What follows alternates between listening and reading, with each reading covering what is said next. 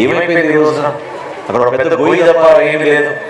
చిన్న చిన్న ఆలోచనలు. ఇక్కడ కష్టపడి పనిచేసే వ్యక్తులు ఏం కోరుకుంటారంటే ఒక కుటుంబానికి అందించాల్సిన సహాయం, ఒక గ్యాస్ సిలిండర్, ఒక పెన్షన్, ఒక తెల్ల రేషన్ కార్డు, లేదా వాళ్ళ ఇళ్ల స్థలాల కోసం ఎక్కువ మంది ఎందుకు ఎదురు చూస్తారంటే వాళ్ళకి ప్రతి నెల అద్దె కట్టలేని పరిస్థితి ఉంది కాబట్టి. ఎంతమంది పాపం అద్దెలు కట్టుకుంటూ కష్టపడి బతుకుతున్నారు. వాళ్ళపైన మీరు దెబ్బ వేసి ఎన్నిసార్లు కరెంటు పెంచారో మీకు తెలియాలి. 11 సార్లు ఇప్పుడు కరెంటు పెంచారు.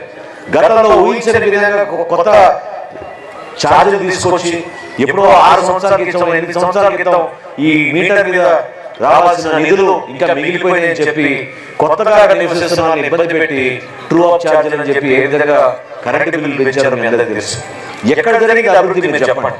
తెనాలిలో ఆ రోజు మనం ప్రారంభించిన రోడ్డు, పెదరావు నుంచి నందివెలుగురి వరకు వెళ్ళాల్సిన రోడ్డు కేవలం విఎస్ఆర్ కాలేజీ దగ్గర వరకు వచ్చి ఆగిపోయింది. నేను అది కూడా మాట ఇచ్చాను. నా మొట్టమొదటి కమిట్మెంట్, నేను మరొకసారి మీ అందరిని ఆశీర్వదించి గెలిపిస్తే పూర్తి చేయాల్సిన రోడ్డు ఎట్టి పరిస్థితుల్లో కూడా 4 లేన్ల రహదారి మంగళగిరి వరకు తీసుకెళ్లాల్సిందే. ఎందుకంటే ఎంతమంది మన బిడ్డలు పాపం చనిపోతున్నారు ఆ రోడ్డు పైన, ఎన్ని యాక్సిడెంట్లు జరుగుతున్నాయి. ఎందుకు మనకి విజయవాడకి వెళ్ళి రావాలంటే నరకం అనుభవిస్తున్నాం. ఎందుకు గుంటూరు వెళ్ళి రావాలంటే మనం ఇదివరకు మనం గంట సేపలో వెళ్ళి వచ్చేవాళ్ళం. ఈ రోజు నా పరిస్థితి ఎందుకు లేదు? ప్రతి ఒక్కరు కష్టపడి పని చేసుకుంటారు. ఎక్కడో చోట ఆఫీస్కో లేకపోతే మనం చేసే చిన్న కార్యక్రమాలు, బిజినెస్ని ఉపయోగించుకునే విధంగా ఇంకా మన దూర ప్రాంతానికి పర్యటించుకుంటూ వస్తూ ఉంటాం. కానీ ఆంధ్రప్రదేశ్లో ఈ రోజున రోడ్డు దుస్థితి అసలు ఊహించని విధంగా ఈ ప్రభుత్వం నిర్లక్ష్యం చేసింది. నిజం, ఇంత ముందే మనం నడిచొస్తుంటే మనం చూసాం ఏ విధంగా సామాన్యులు ప్రతిరోజు ఉపయోగించుకోవాల్సిన ఈ రోడ్డుని ఎందుకు ఇంత నిర్లక్ష్యంతో పట్టించుకోవడం లేదు.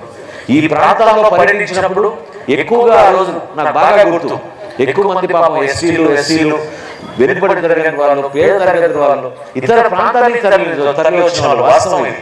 ఇందాక మనందరం కూడా చెప్పినప్పుడు అదే గుర్తొచ్చింది.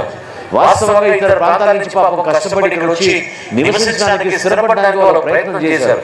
తెనాలి అభివృద్ధిలో వీళ్ళందరి పాత్ర ఉంది. తెనాలి అభివృద్ధి అంటే ఒక శాసనసభ్యుడో లేదా మంత్రిలో లేకపోతే ఎంపీ చేశాడని కాదు.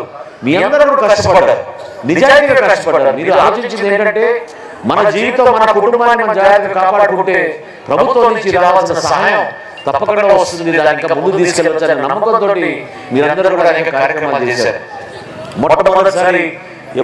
మొట్టమొదటిలోనే రమణరావు గారు మీకు చెప్పారు అభివృద్ధి విషయం గురించి, ఏ విధంగా మనం కార్యక్రమాలు చేసాం, సంక్షేమం గురించి మీకు జాగ్రత్తగా చెప్పాడు. నేను మీకు మాటిస్తున్నా, ఎట్టి పరిస్థితుల్లో కూడా తెనాలి నియోజకవర్గంలో కలిగిన రీతిలో మన అభివృద్ధి కార్యక్రమాలు మొదలు పెట్టాం.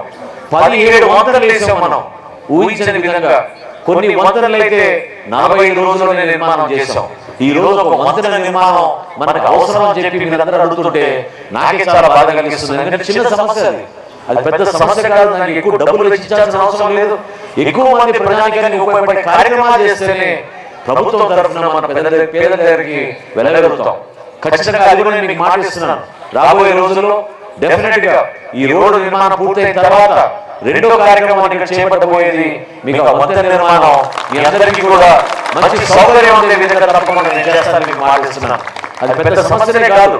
ఎందుకు అది పెద్ద సమస్య కాదని మీకు చెప్తున్నానంటే 17 వంతెనలు నిర్మాణం చేశాను నేను ఒక సంవత్సరం కాలంలో. ఒకే ఒక సంవత్సరం కాలంలో 17 వంతెనలు నిర్మాణం చేశాం.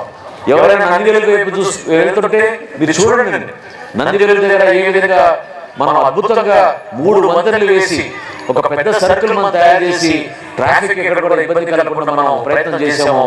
అదే విధంగా పట్టణంలో కూడా ఎప్పుడూ ఆలవాళ్ళ వెంకటరామయ్య గారు వేసిన వంతెనలు చెప్పుకునేవాళ్ళు. బ్రిటిష్ కాలంలో కొన్ని వేశారని చెప్పారు. ఇందాక వాసుగా గుర్తు చేశాడు. పినపాడు రైతుల కోసం ఆ రోజున కాలువలను చేసి వాళ్ళకి సాగునీరు అందేటట్టు ఆ రోజు కార్యక్రమాలు కూడా చేశాం. ఏ ప్రాంతాన్ని కూడా నిర్లక్ష్యం చేయం. ఎందుకంటే మనస్ఫూర్తిగా మీరందరూ కూడా కష్టపడతారు. మిమ్మల్ని ఆదుకోవాలి ప్రభుత్వం నుంచి.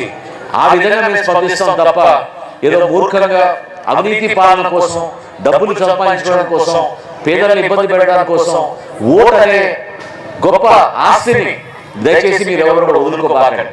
ఆలోచించండి. ఎందుకంటే ఇంకో 60 రోజుల్లోనే మనకి ఎన్నికలు వస్తున్నాయి.